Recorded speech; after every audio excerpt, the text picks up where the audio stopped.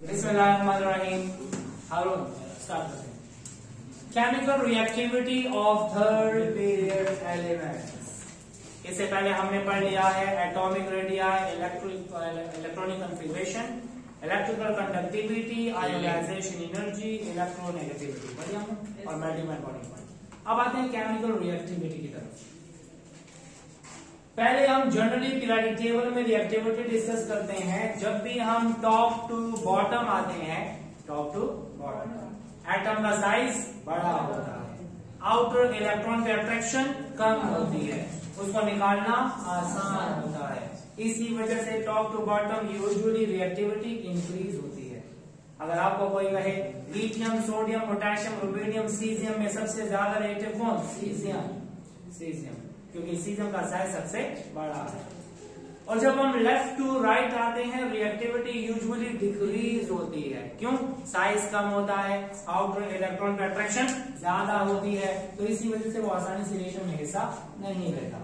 तो general trend याद रखें, top to bottom reactivity increases, left to right decreases. ठीक है, हम किसी भी ग्रुप में टॉप टू बॉटम आए, किसी भी ग्रुप में टॉप टू बॉटम आए तो रिएक्टिविटी खामखा होगी। लेकिन अगर हम लेफ्ट टू राइट जाते हैं, लेफ्ट से राइट की तरफ, तो रिएक्टिविटी नॉर्मली कम होती है।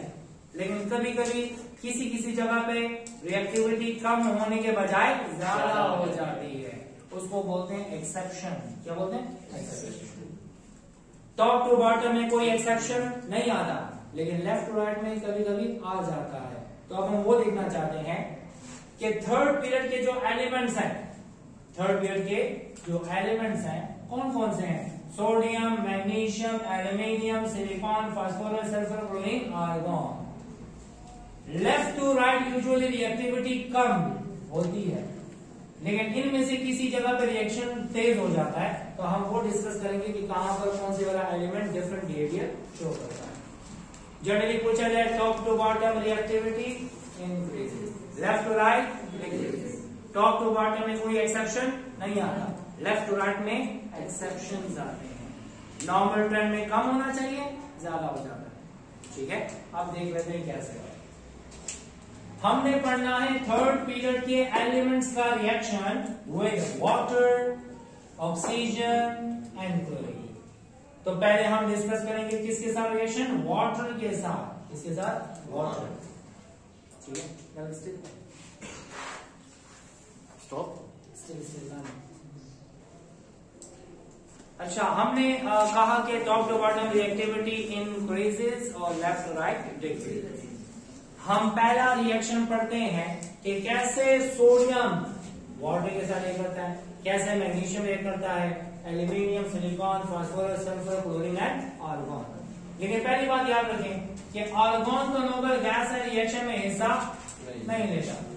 हम आर्गन की रिएक्टिविटी की बात नहीं करेंगे। रिएक्टिविटी की बात करेंगे तो कहां तक आएंगे? क्लोरीन तक, ग्रुप 7 तक। सोडियम का साइज बड़ा है, आउटर इलेक्ट्रॉन का अट्रैक्शन कम है, इलेक्ट्रॉन को निकालना आसान है। मैग्नीशियम का साइज छोटा हो गया, अट्रैक्शन ज्यादा हो गई, इलेक्ट्रॉन को निकालना मुश्किल हो गया, तो रिएक्टिविटी इसकी कम होती है। एल्यूमिनियम की रिएक्टिविटी मैग्नीशियम से कम, सिलिकॉन की रिएक्टिविटी एल्यूमिनियम से कम। फास्फोरस और सल्फर पानी के साथ रिएक्शन नहीं करते। तो क्या हमें समझ आ रही है? Left to right reactivity decreases, ज्यादा रिएक्टिव, लेस रिएक्टिव, उससे कम। ये दोनों वाटर के साथ रिएक्शन नहीं करते। क्यों नहीं करते? वहां पे मैंने लिखा हुआ।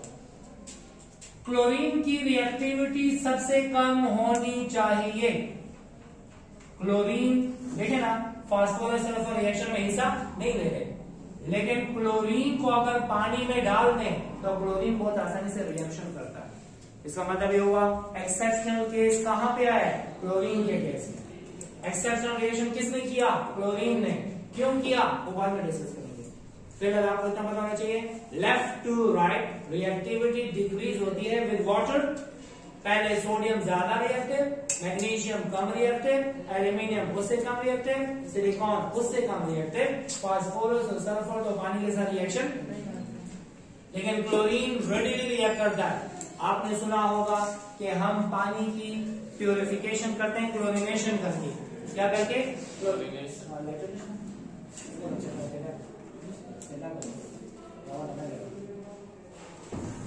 अच्छा सुने, ये है मैग्नीशियम। अच्छा मैग्नीशियम और ये है सोडियम मेटल। चले मैं फिर बता रहा हूं। तो ये रिएक्शन कर लेते हैं, एक्सपेरिमेंट की कर लेंगे, एक दवा कर लेंगे। अच्छा सुने, लिसन। तो अगर आपसे कोई बोले कि थर्ड पीरियड के जो एलिमेंट्स हैं तो कौन से वाला एलिमेंट एक्सेप्शन शो करता है, तो वो है क्लोरीन, लेकिन विद वाटर। अच्छा सबके साथ नहीं, सिर्फ वाटर के साथ। क्यों करता है वो बात करेंगे। Reactivity of third pair element decreases with water or exceptional behavior can be seen in case of Cl2 which readily react with water, जो पानी के साथ बहुत आसानी से रिएक्शन करता है। अब आप एक एक को डिस्कस करते हैं। मैंने लिया सोडियम और डाल दिया मैंने ठंडे पानी में। किसमें? तो वो बहुत तेजी से रिएक्ट करेगा, विगोरसली रिएक्ट करेगा और कितना जल्दी रिएक्ट करेगा कि वो फायर कैच कर लेता है। क्या कैच करता है? फायर। जब फायर कैच किया तो मतलब क्या होगा? This is more reactive. ठीक है, ये एक्सपेरिमेंट कर लेते हैं, स्टिक करो। अच्छा केमिकल रिएक्शन हमने कहा कि लेफ्ट टू राइट रिएक्टिविटी होती है डिक्रीज। सोडियम का रिएक्शन बहुत फास्ट होता है, मैग्नीशियम का स्लो, एल्यूमिनियम का उससे स्लो, सिलिकॉन का उससे slow, phosphorus sulphur do not react with water and chlorine readily react with water. इसलिए रिएक्ट करता है। क्यों करता है विल डिस्कस लेटर ऑन। ठीक है, पहले हम देखते हैं सोडियम का रिएक्शन। जब सोडियम को डालते हैं कोल्ड वाटर में तो वो विगोरसली रिएक्ट करता है, तेजी से, और हाइड्रोजन गैस प्रोड्यूस करता है। अभी हमने जो देखा कि वो फायर भी कैच करता है, करता है नहीं करता? During reaction with water it catches fire. वो फायर क्यों कैच करता है? क्योंकि प्रोडक्ट में बनता है हाइड्रोजन गैस। तो मैंने कहा सोल्यूशन बेसिक बन गया, तो सोल्यूशन में क्या होगा? सोडियम हाइड्रोक्साइड अल्कलाइन सोल्यूशन बना देता है। तो सोडियम तेजी से रिएक्ट करता है और अंडरगोज एक्सोथर्मिक रिएक्शन। कौन सा रिएक्शन? ठीक है, रिएक्शन है 2 मोल sodium, 2 mole water, we get 2 mole sodium hydroxide and hydrogen gas.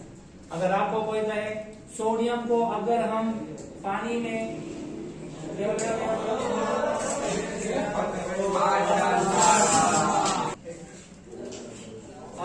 sodium when treated with cold water it produces sodium hydroxide and hydrogen gas। ठीक है, अब आते हैं मैग्नीशियम की तरफ। मैग्नीशियम की रिएक्टिविटी कम होती है सोडियम से, क्योंकि मैग्नीशियम का साइज बड़ा है, सॉरी छोटा है साइज, और सोडियम का साइज बड़ा है। ये ध्यान दें, magnesium is less reactive than sodium. किस वजह से? इसका साइज स्मॉल है। जब साइज स्मॉल होगा तो अट्रैक्शन ज्यादा होगी, रिएक्शन में इलेक्ट्रॉन आसानी से हिस्सा नहीं ले सकते। मैग्नीशियम को जब ठंडे पानी में डाल दें, किसमें डाला? ठंडे पानी में, तो वो उसने आसानी से रिएक्शन नहीं किया। जब वो रिएक्ट करता है तो स्लोली रिएक्ट करता है, तो इसकी सरफेस पे अटैच हो जाते हैं बबल्स। बबल्स होते हैं हाइड्रोजन गैस के, वो बबल्स इसकी सरफेस पे अटैच हो जाते हैं। तो जब अटैच हो जाए तो वॉल्यूम ज्यादा हो जाता है, डेंसिटी कम हो जाती है। ये जो है ना, ये ऊपर आके सरफेस पे फ्लोट करना स्टार्ट कर देता है। तो मैंने यहाँ पे लिखा हुआ है कि मैग्नीशियम रिएक्ट करता है slowly with cold water and produces resistant coating. ऐसा होता है, मैग्नीशियम को जब पानी में डालते हैं तो पानी में डालने के बाद वो रिएक्शन करता है, लेकिन स्लोली करता है। सरफेस पे रिएक्शन होने के बाद MgOH2 बनाता है, मैग्नीशियम हाइड्रोक्साइड, और सरफेस पे कवर हो जाता है, और सरफेस पे मैग्नीशियम हाइड्रोक्साइड कोट हो जाता है। जब सरफेस पे मैग्नीशियम हाइड्रोक्साइड लग गया तो फर्दर रिएक्शन नहीं होगा। तो अक्सर ये भी पूछा जाता है कौन से वाला एलिमेंट कोल्ड वाटर के साथ रेजिस्टेंट कोटिंग बनाता है, तो मैग्नीशियम बनाता है। मैंने लिखा हुआ है कि मैग्नीशियम रिएक्ट करता है आहिस्ता से ठंडे पानी के साथ और बनाता है रेजिस्टेंट कोटिंग। किसकी? मैग्नीशियम हाइड्रोक्साइड की। जो फर्दर रिएक्शन को अलाउ नहीं करते। ठीक है, मैंने यहाँ पे लिखा हुआ this is magnesium and this is cold water. क्या बना? Magnesium hydroxide, magnesium hydroxide. In cold water, magnesium become covered with bubbles of hydrogen gas. इसके सरफेस पे बबल किसके बनेंगे? हाइड्रोजन। और जब किसी भी सरफेस पे बबल्स अटैच हो जाए, वॉल्यूम ज्यादा हो जाता है, डेंसिटी कम हो जाती है। इसी वजह से कहां पे आएगा? सरफेस पे। हर स्टेटमेंट को याद रखें। मैग्नीशियम कौन से पानी में सरफेस पे आ जाता है? कोल्ड वाटर में या हॉट वाटर में? और वो बबल्स किसके होते हैं? Hydrogen gas. रिएक्शन स्टॉप क्यों होता है? मैग्नीशियम हाइड्रोक्साइड की वजह से, which is a resistant coating which do not allow further chemical reaction. लेकिन अगर इसी मैग्नीशियम को स्टीम के साथ ट्रीट करें, हॉट वाटर या स्टीम के साथ ट्रीट करें, तो स्टीम के साथ रिएक्ट करता है इंटेंस व्हाइट फ्लेम के साथ, जैसे भी जला था। ठीक है, magnesium Burns with intense white flame when treated with steam. Steam का मतलब वेपर्स ऑफ वाटर। ये है मैग्नीशियम, ये है वाटर, ये बनेगा magnesium oxide and hydrogen gas. तो कहने का मकसद ये, sodium is more reactive, magnesium is less reactive. Left to right reactivity decreases.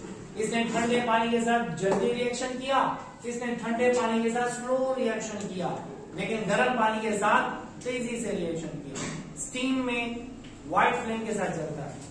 अब जब हम एल्यूमिनियम की तरफ आते हैं तो लेफ्ट टू राइट रिएक्टिविटी और भी हो जाती है, और भी कम हो जाती है। मैंने फ्लेम लिया, फ्लेम के ऊपर सोडियम रखा, या लेट्स सपोज मैंने सोडियम लिया, उसको पानी में डाल दिया, ठंडे पानी में तेजी से रिएक्ट करेगा। मैग्नीशियम ठंडे पानी में नहीं, गर्म पानी में तेजी से रिएक्ट करेगा। एल्यूमिनियम गर्म पानी में भी तेजी से रिएक्ट नहीं करता तब तक कि जब तक उसको पाउडर में कन्वर्ट ना करें।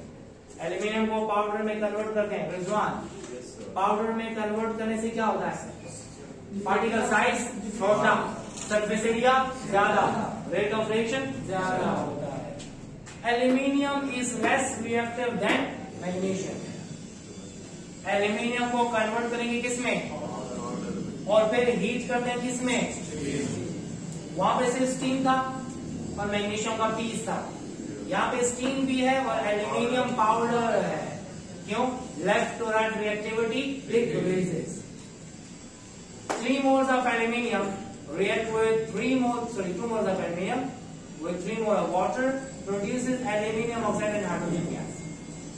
एक और बात, अगर एल्यूमिनियम को पाउडर में कन्वर्ट ना करें, अगर एल्यूमिनियम को पाउडर में कन्वर्ट ना करें और वैसे ही स्टीम के साथ ट्रीट करें, तो वो सरफेस पे रेजिस्टेंट कोटिंग बनाता है। क्या?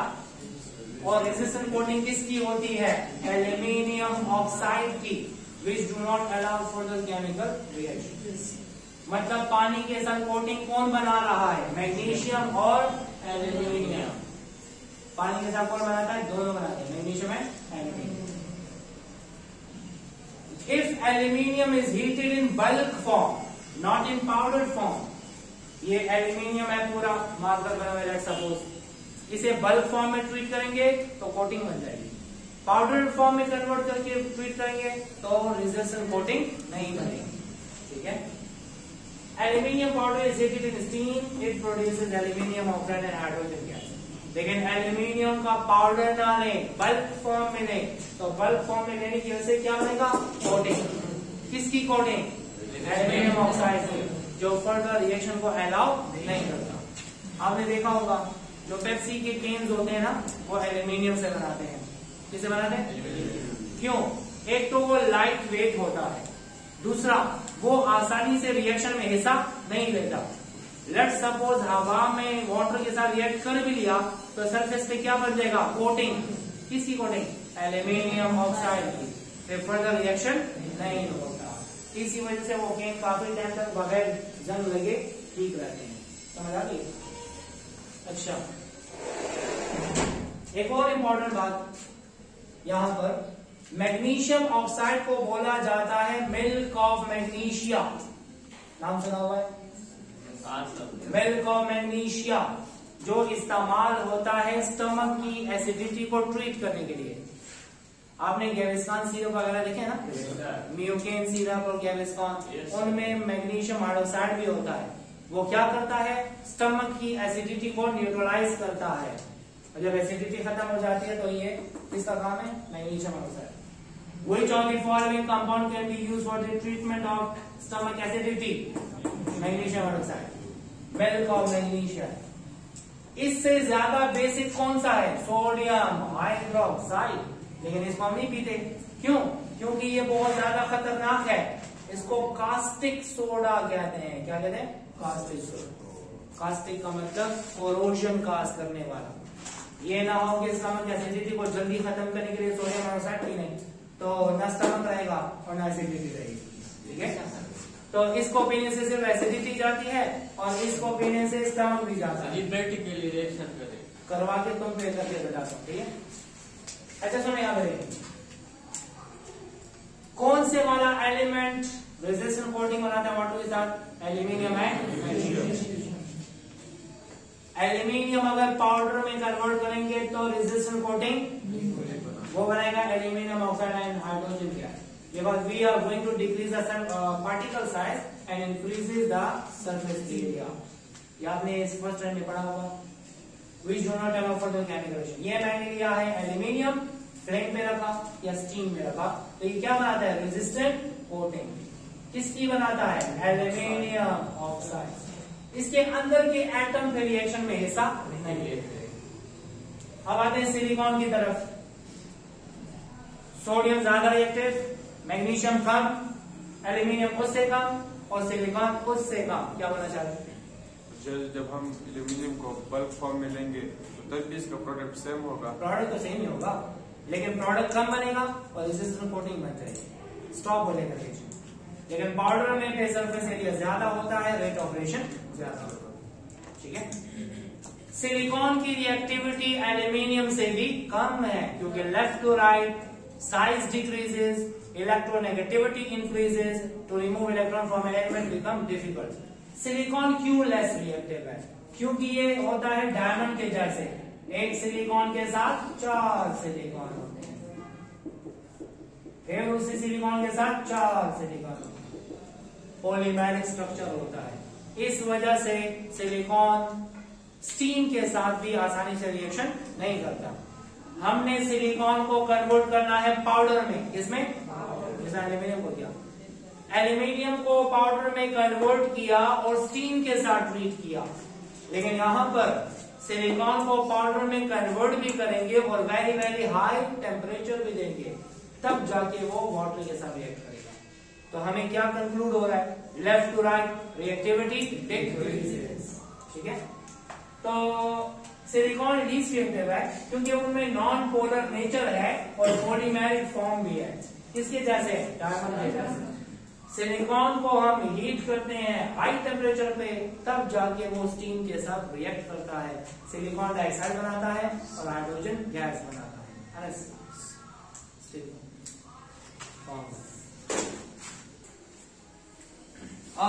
मैंने कहा silicon is heated at a very high temperature, मतलब सिलिकॉन को हमें हाई टेम्परेचर भी देना है और स्टीम के साथ भी ट्रीट करना है, तब जाके बनाता है सिलिका।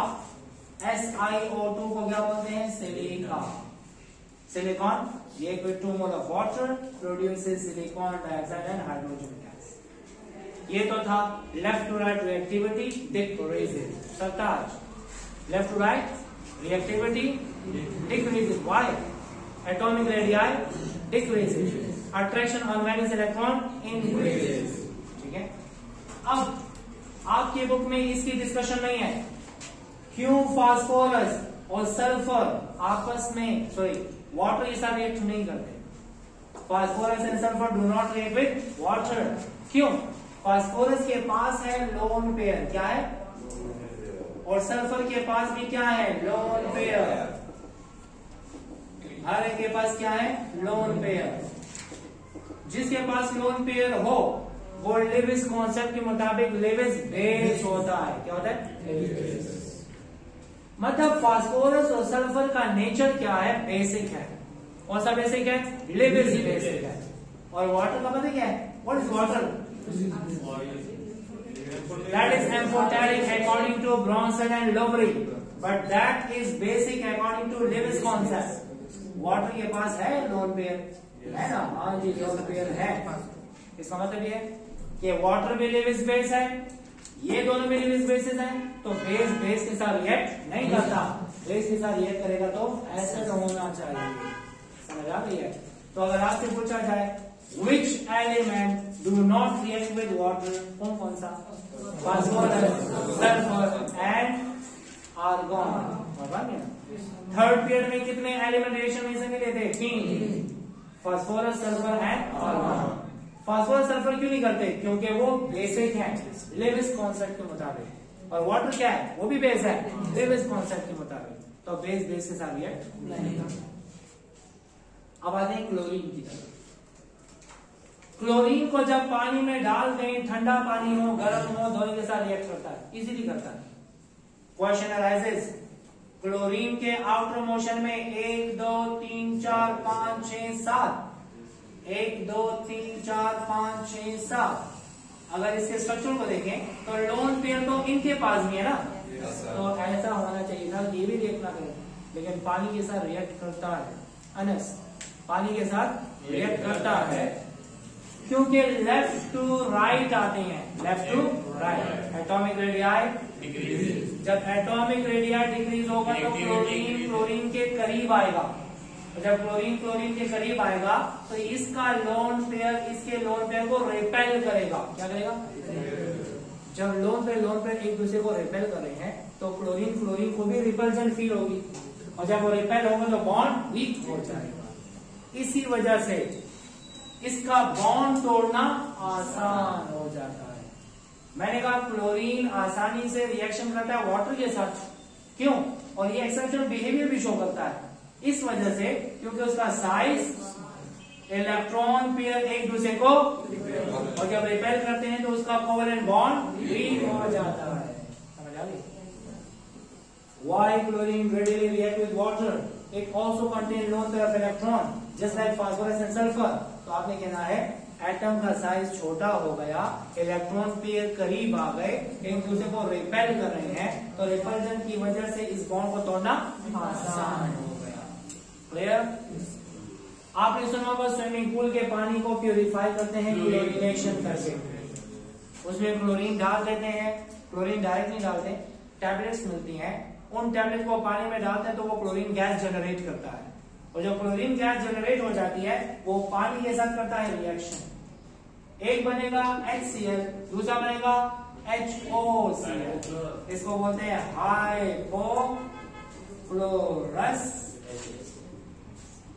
एसिड, और ये है हाइड्रोक्लोरिक एसिड। तो स्विमिंग पूल में जितना पानी है वो साफ हो जाता है, क्योंकि वहां पे क्या हो रहा है? HCl बन रहा है और हाइपोक्लोरस एसिड बन रहा है। जब ये बन जाता है तो जितने माइक्रो ऑर्गेनिजम्स हैं वो सब के सब किल हो जाते हैं। अब ये HOCl इस फॉर्म में स्टेबल नहीं है, लाइट होगी तो टूट जाएगा, दोबारा बनेगा क्या? HCl एंड ऑक्सीजन गैस, ठीक है, दोबारा ऐसे बना। अब ये भी कह सकते हैं कि दिस फॉलो जीरो ऑर्डर। कौन सा ऑर्डर? Zero order. काइनेटिक्स। क्यों? हर वो रिएक्शन जिसमें लाइट आ जाए तो वो क्या होगा? Zero order. Sunlight, UV light, diffuse sunlight, ठीक है, ये सब के सब कौन से ऑर्डर होते हैं? Zero order reaction. क्लोरीन ने रिएक्ट किया, हाइपोक्लोरस और HCl बना, हाइपोक्लोरस टूटा तो HCl बना और O2 बना, मीडियम एसिडिक हो गया, और मीडियम एसिडिक होने के बाद जितने माइक्रो ऑर्गेनिज्म है वो किल हो जाते हैं, और फिर वो फर्दर स्विमिंग पूल में ना इस्तेमाल किया जा सकता है। अक्सर क्वेश्चन राइज होता है कि जब क्लोरीन को पानी में डाल दें तो उसके सोल्यूशन का कलर क्या होता है? ग्रीन, ग्रीन कलर का सोल्यूशन बन जाता है। ये बात याद रखना। So left to right reactivity decreases, sodium से कम मैग्नीशियम, मैग्नीशियम से कम एल्यूमिनियम, एल्यूमिनियम से कम सिलिकॉन, सिलिकॉन के बाद फास्फोरस, सल्फर तो रिएक्शन में हिस्सा लेते ही नहीं है, क्योंकि वो दोनों है लेविस बेस, वाटर भी है लेविस बेस, लेकिन क्लोरीन की रिएक्टिविटी हो जाती है, वो इजीली रिएक्ट कर लेता है। तो उसकी वजह क्या है? क्लोरीन का साइज छोटा, इलेक्ट्रॉन पेयर रिपल्शन होती है और वहां पे वीक कोवेलेंट बॉन्ड होता है। और जब क्लोरीनेशन करते हैं तो सोल्यूशन का कलर ग्रीन हो जाता है। हाइपोक्लोरस एसिड जब टूटता है कौन सा ऑर्डर फॉलो करता है? Zero order, because this is in the presence of ultraviolet radiation और सनलाइट। क्लियर?